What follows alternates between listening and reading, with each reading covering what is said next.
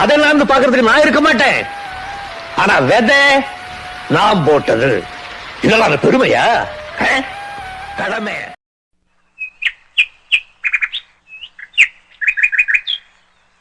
அனைவருக்கும் அன்பான வணக்கங்கள். இன்றைய நமது காணொளியில் ஒரு புத்தகம் பற்றிய எனது சிந்தனையை பகிர்ந்து கொள்கிறேன். புத்தகத்தின் பெயர் நிர்வாக விதிகள். எழுதியவர் ரிச்சர்ட் டெம்ப்ளர். இந்த புத்தகம் நிர்வாகத்தை பற்றிய பல்வேறு கோணங்களை சுவாரஸ்யமாக விளக்கியிருந்தது.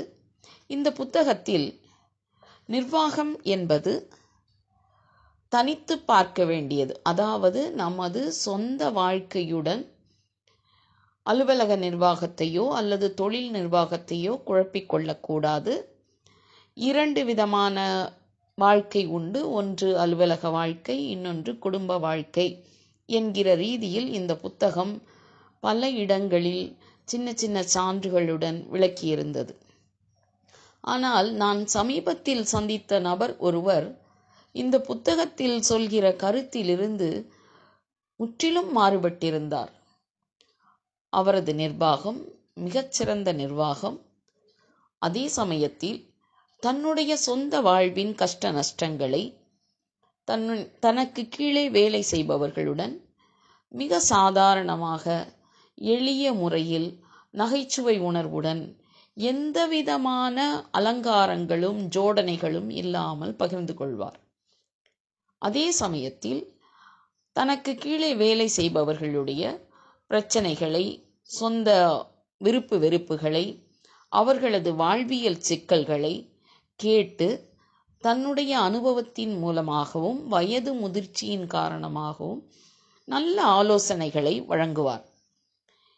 இப்படி எந்த சமயத்தில் தன்னுடைய அலுவலர்களை, உடன் பணிபுரிபவர்களை சந்திக்க நேர்ந்தாலும் அந்த உரையாடல், அந்த கூட்டமானது சுயத்திலிருந்து தான் தொடங்கும். ஒன்று அவர் தன்னுடைய சுயத்திலிருந்து தொடங்குவார், அல்லது அலுவலகத்தில் பணிபுரியக்கூடியவர்களின் சொந்த விருப்பு வெறுப்புகளிலிருந்து தொடங்கப்படும். இந்த முறையினால் எந்த குழப்பமும் இல்லாமல் அங்கிருப்பவர்கள் பணியாற்றுகிறார்கள். அதாவது அவர்களது சொந்த விருப்பு வெறுப்புகள், சொந்த பிரச்சனைகளை அலுவலக வேலையுடன் குழப்பிக்கொள்ளாமல், அலுவலக வேலையில் ஒரு தவறு வந்தால் அது தவறு என்றும், அலுவலக வேலையில் ஒன்று சரி என்றால் அது சரி என்று சுட்டிக்காட்டுகிற தைரியமும் திறமையும் அந்த நிர்வாகிக்கு இருந்தது.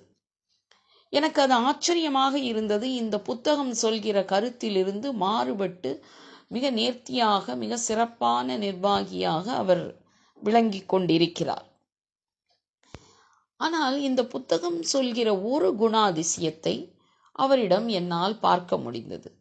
இந்த புத்தகம் குறிப்பால் உணர்ந்து கொள்ள வேண்டும், மற்றவர்களுடைய சிந்தனைகளை அவர்களது உடல் மொழியிலிருந்து புரிந்து கொள்ள வேண்டும், ஒரு உதட்டிலிருந்து வரக்கூடிய வார்த்தை எந்த அளவு உண்மையானது என்பதை அறிந்து கொள்ள வேண்டும் என்றெல்லாம் சொல்கிறது. இந்த அத்தனை குணாதிசயமும் அவருக்கு உடன் பிறந்தவை.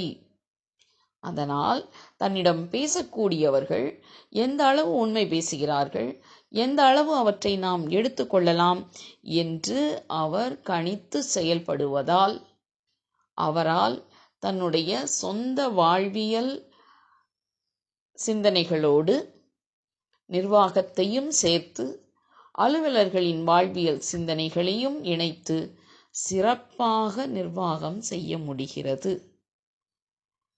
நான் காகிதங்களால் படித்த புத்தகத்தைப் போல அந்த நிர்வாகியும் ஒரு மிகச்சிறந்த புத்தகமாக எனக்கு பட்டார். எனக்கு அப்படி ஒரே சமயத்தில் எழுத்தில் படித்ததை எண்ணத்துடன் நடமாடுகிற ஒரு மனிதராக பார்க்கும் பொழுது ஆச்சரியமாக இருந்தது.